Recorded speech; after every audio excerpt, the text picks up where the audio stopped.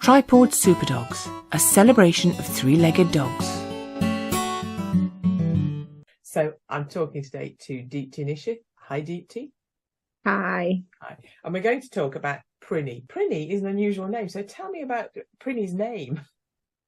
So Princess came with the name Princess. Yes. Which we didn't choose. I'm not sure. She was a stray, so I'm not sure if the stray kennels picked it or if she came with that name on her microchip. But she was meant to be a 2-week foster, so we didn't change her name. And then COVID happened and we agreed to keep her through the first lockdown.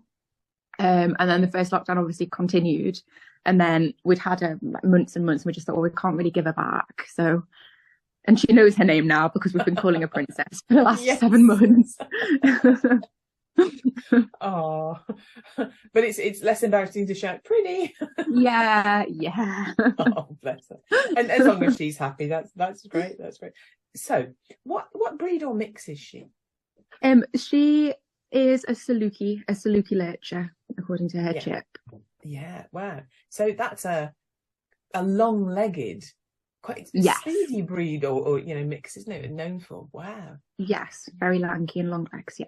Yes, bless her. So, and how old is she? She is 5. She's just 5. Wow, so she's young as well. And now she had lost her leg by the time she came to you, hadn't she?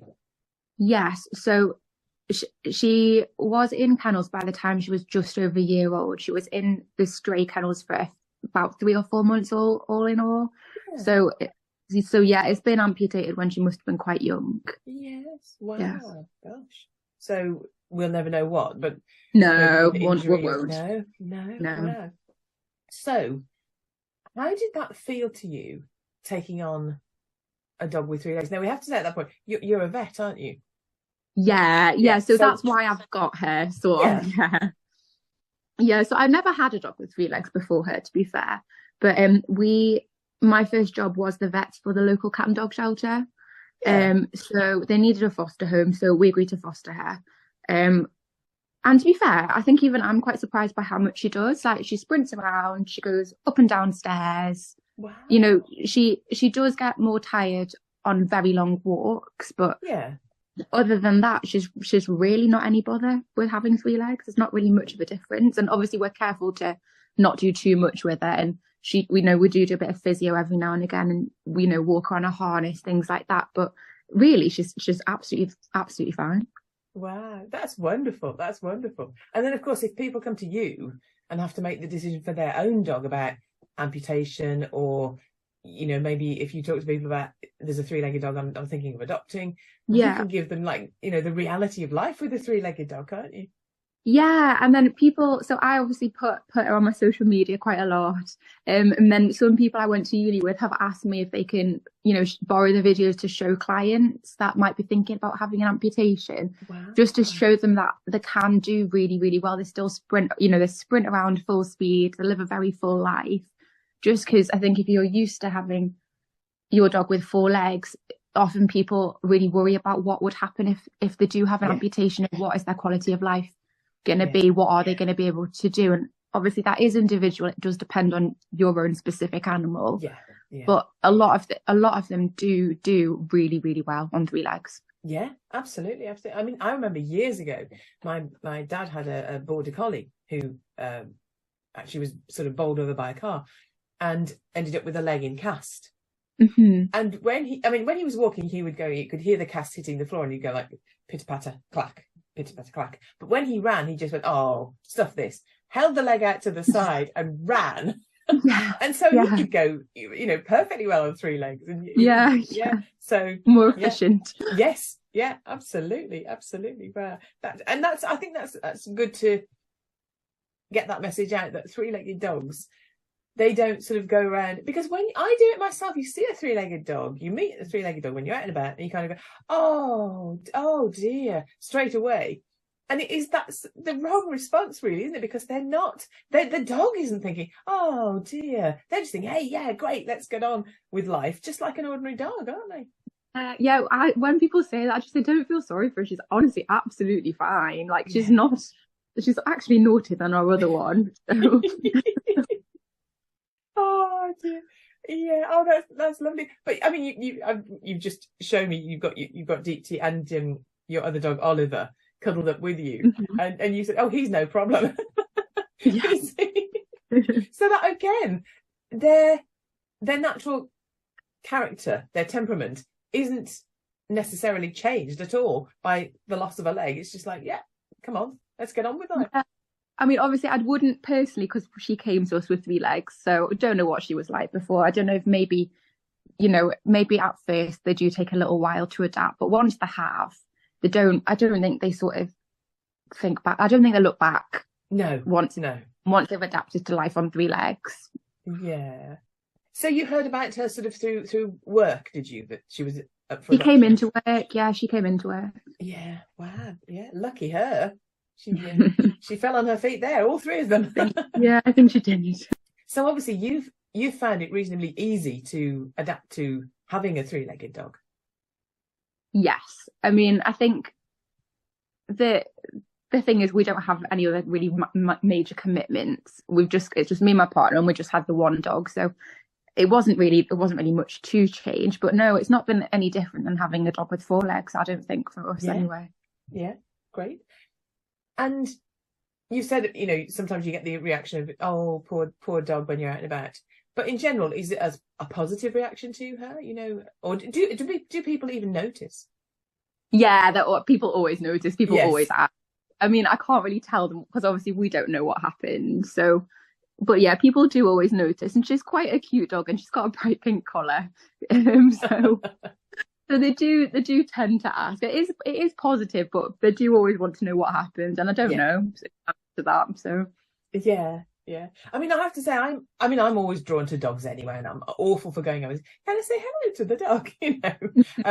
Respecting that whether the dog wants to say hello to me back, obviously. But yeah, I am. If it's a 3-legged dog, or one-eyed, or if I pick up on the fact they're blind or whatever, I'm definitely more likely to sort of, oh, can I just. Because I want to say to them, I love you, Yeah. So, yeah. It's an instinct, isn't it, in us, isn't it?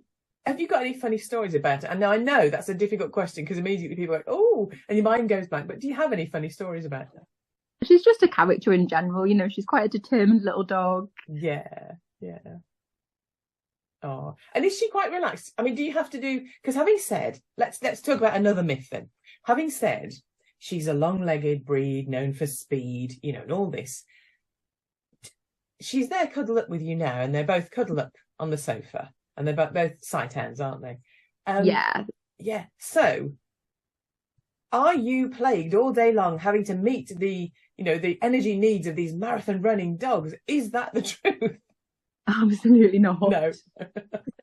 Princess is quite reactive, so she plays in the garden. We take her to secure fields, and we take her out with her doggy friends. She doesn't really get sort of walked around the block as such because she just very stressed, and it's not productive. Yeah. So she will maybe play in the garden for about half an hour, 40 minutes in the evening, and Ollie goes on a couple of walks a day. And if they're not on a walk or eating, they're just in bed. That's literally all they do. That sounds a good life. I can do that. They just go from the sofa to the bed, back to the sofa. Oh. But that's it, isn't it? They're sprinters. They're not marathon runners. They're sprinters. Yeah, and that burst of energy, and it's like, okay, I need a sofa now.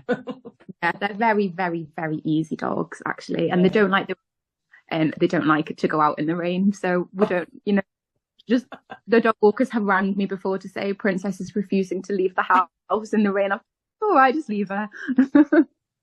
Oh, bless her. She is a princess. She's a diva. No rain for me. She is. I don't know who picked the name, but they weren't wrong. Yes, yeah.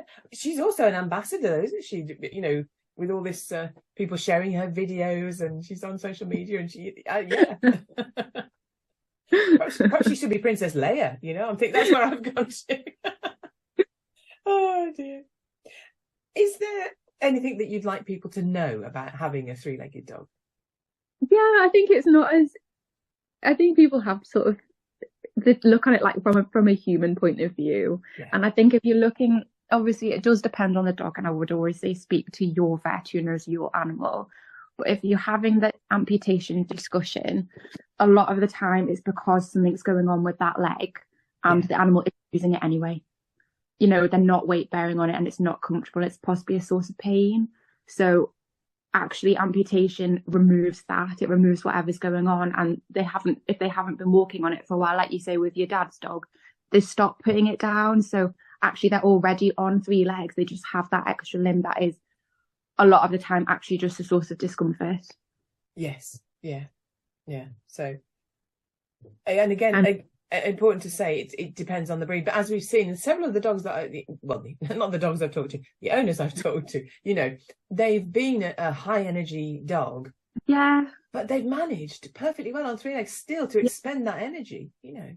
Yeah, and obviously it really depends on your particular animal. It depends on, you know, what health conditions they may or may not have. But, you know, veterinary medicine has come really far. We can manage pain, we can do a lot, and when it gets to the point that we can't, amputation is absolutely a viable option. It really is. Yeah. And I think that's an important message to get out, because I can remember, again, years ago, my mum had a German Shepherd, and he had an injury in his leg, in his paw, and it was months and months and months on antibiotics and this, that, and the other.